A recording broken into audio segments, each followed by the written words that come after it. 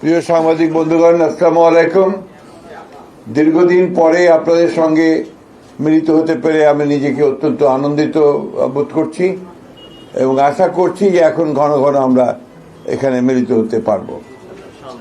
আপনারা ইতিমধ্যেই আমাদের সিনিয়র যুগ্ম মহাসচিব এবং প্রধানমন্ত্রীর উপদেষ্টা যারা রুহুল কবির রিজভী সাহেবের কাছ থেকে আজকের সভার উদ্দেশ্যটা শুনেছেন। এটা ছিল আমাদের বিএনপির যৌথ সভা। এই সভাটির উদ্দেশ্য ছিল আগামী 1 মে যে মহান মে দিবস, তাকে সফল করার জন্য বাংলাদেশ জাতীয়তাবাদী দল সমস্ত অঙ্গ সংগঠন করে নিয়ে তাদের প্রথা অনুযায়ী একটি যৌথ সভা অনুষ্ঠিত করেছে এবং এখানে সফল করার জন্য তারা প্রস্তুতি গ্রহণ করেছে। প্রিয় বন্ধুগণ, মে দিবস শুধু একটি দিবস নয়।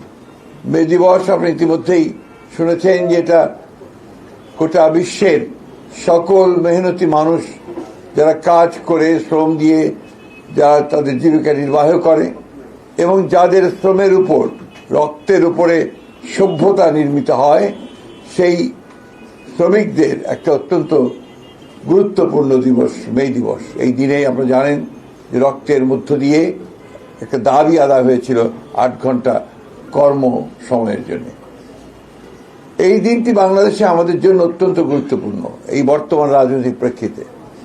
আপনারা জানেন যে দীর্ঘ 18 বছর 17 বছরের একটা দীর্ঘস্থায়ী ফ্যাসিস্টদের বিরুদ্ধে সংগ্রামকে লড়াই করে আমরা একটা ছাত্র গণ অভ্যুত্থানের মধ্য দিয়ে ফ্যাসিস্টদেরকে বিতাড়িত করতে সক্ষম হয়েছি এবং তারপরে প্রায় 1.5 বছর একটি অন্তর্বর্তীকালীন সরকারের তত্ত্বাবধানে থেকে আমরা একটা সম্পূর্ণ নিরপেক্ষ একটা নির্বাচনের মধ্য দিয়ে বাংলাদেশ জাতীয়তাবাদী দল রাষ্ট্র পরিচালনার দায়িত্ব পেয়েছেন আমাদের নেতা তারেক রহমান সাহেবের নেতৃত্বে। তিনি প্রধানমন্ত্রী হয়েছেন।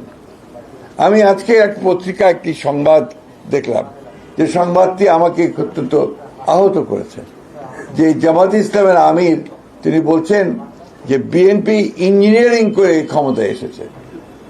আমি এটা তীব্র নিন্দা জানাচ্ছি, প্রতিবাদ জানাচ্ছি এবং তিনি বা তার দল যে কখনোই সুস্থভাবে চিন্তা করেন না তার প্রমাণিত হয়েছে।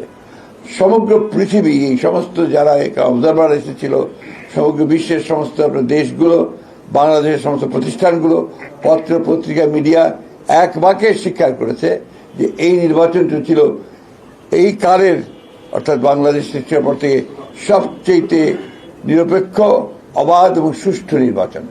এবং সেই সুষ্ঠু নির্বাচনের মধ্য দিয়ে বিএনপি তার জনপ্রিয়তার মধ্য দিয়ে 213টি আসন লাভ করে সে সরকার গঠন করার সুযোগ পেয়েছে। সুতরাং জামাতে ইসলামের আমিরের এই বক্তব্য আমি আবার আমার প্রত্যাখ্যান করছি, শুধু নয় নিন্দা জানাচ্ছি এবং ক্ষোভ প্রকাশ করছি। যাই হোক, যে কথা বলছিলাম যে আজকে বিভিন্নভাবে বিএনপির বিভিন্ন কর্মকাণ্ডের উপরে বিভিন্নভাবে আপনার প্রচেষ্টা চালানো হচ্ছে। ওই শক্তিটির পক্ষ থেকেই একটা আবার ধূম্রজাল সৃষ্টি করা, আবার একটা বিভেদ সৃষ্টি করা। আমরা 5ই আগস্টের পরে যে সুযোগ পেয়েছি বাংলাদেশে গণতন্ত্রকে প্রাতিষ্ঠানিক রূপ দেওয়ার, সেই প্রচেষ্টাকে নষ্ট করে দেওয়া, সুযোগকে নষ্ট করা, আবার একটা ফ্যাসিস্ট শাসনের পায়তারা তারা করছে কিনা সেটা আমাদেরকে চিন্তা করতে হবে, দেশবাসীকে চিন্তা করতে হবে। ভিন্নভাবে দেশকে আবার স্বৈরাচারের মধ্যে তারা নিতে চায় কিনা সেটাও আমাদেরকে চিন্তা করতে হবে। এবং তাদের যে অতীত ইতিহাস, সেই ইতিহাস আমরা সবাই খুব ভালো করে জানি। সেই কারণেই সমগ্র জাতি অত্যন্ত সচেতনভাবে তাদেরকে প্রত্যাখ্যান করেছে এবং আগামীতে যেন পুরোপুরি তাদেরকে নির্মূল করা যায় রাজনৈতিকভাবে, সেইভাবেই আমাদেরকে কাজ করতে হবে। সেই কারণেই এই 1 মের যে সমাবেশটি এখানে অনুষ্ঠিত হবে আমাদের পার্টি অফিসের সামনে দুপুর 2টায়, না নামাজের পরেই এই সমাবেশে প্রধান অতিথি হিসেবে উপস্থিত থাকবেন আমাদের দলের চেয়ারম্যান এবং বর্তমানে বাংলাদেশের সবচেয়ে জননন্দিত প্রধানমন্ত্রী জনাব তারেক রহমান। সুতরাং এই সভাটিকে সফল করার জন্যে আমরা দলের পক্ষ থেকে সর্বাত্মক প্রচেষ্টা গ্রহণ করেছি। বাংলাদেশের মানুষের কাছে আমাদের আবেদন থাকবে যে তারা এই দিবসটি যথাযথ মর্যাদার সঙ্গে পালন করবেন। প্রত্যেকটি ইউনিটের, আমাদের জেলা এবং উপজেলা ইউনিটগুলোতে একইভাবে নির্দেশ দেওয়া হয়েছে, তারা সেইভাবে তারা এই দিবসটি পালন করবেন। আমরা ঢাকাতে এই দিবসটিকে একটা উৎসবের দিন এবং একই সঙ্গে রাজনৈতিক শপথ গ্রহণ করবার দিন হিসেবে আমরা এটাকে নিতে চাই, যাতে করে আমরা ভবিষ্যতে আমাদের রাজনীতিকে আরো বেগবান করতে পারি। আপনাদের সকলকে আজকে উপস্থিত হওয়ার জন্য আমি আন্তরিকভাবে ধন্যবাদ এবং কৃতজ্ঞতা জানাচ্ছি। আসসালামু আলাইকুম। এর বাইরে প্রশ্ন করা যাবে না।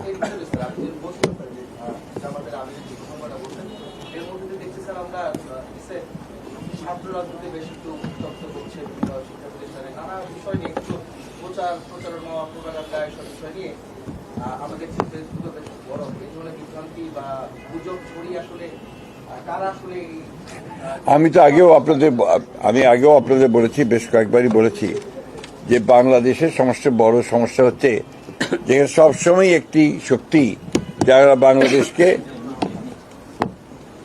এখানে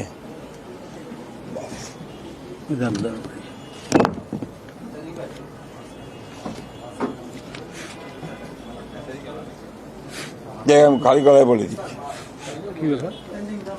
খালি গলায় বলে দিচ্ছি।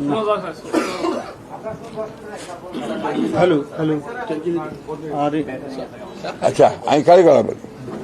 আপনারা সবসময় লক্ষ্য করেছেন, আমরা এর আগেও বলেছি যে বাংলাদেশের স্থিতিশীলতা, রাজনৈতিক স্থিতিশীলতাকে বিনষ্ট করবার জন্য একটি পক্ষ প্রথম থেকেই প্রচেষ্টা চালিয়ে যাচ্ছে।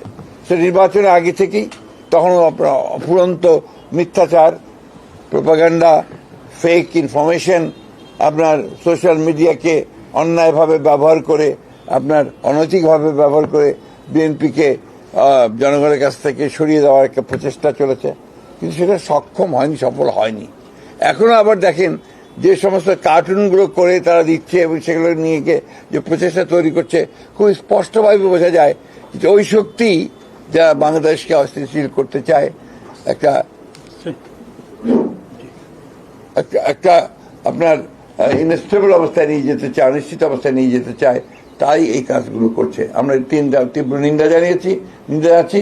ছাত্র রাজনীতিতে এই ধরনের যে একটা অবস্থা তৈরি করার যে প্রচেষ্টা করা হচ্ছে, আমরা তারও নিন্দা জানাচ্ছি এবং আমি আশা করব যে যে সমস্ত পক্ষগুলো এই ধরনের অপকর্মে লিপ্ত হচ্ছেন তার বিরুদ্ধে থাকবেন, কারণ বাংলাদেশের স্বাধীনচেতা ছাত্র সমাজ, সচেতন ছাত্র সমাজ বরাবরই অপরাজনীতিকে পরিহার করেছে এবং জনগণও পরিহার করেছে, এবং আমরা এবারও দেখব যে জনগণ এগুলোকে প্রতিরোধ করবে এবং তাদেরকে পরিহার করবে।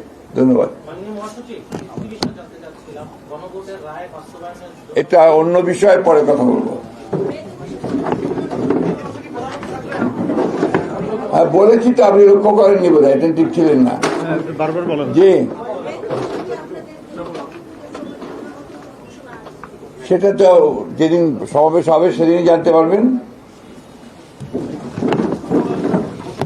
আগে বললে তো ওটার মজা থাকবে না।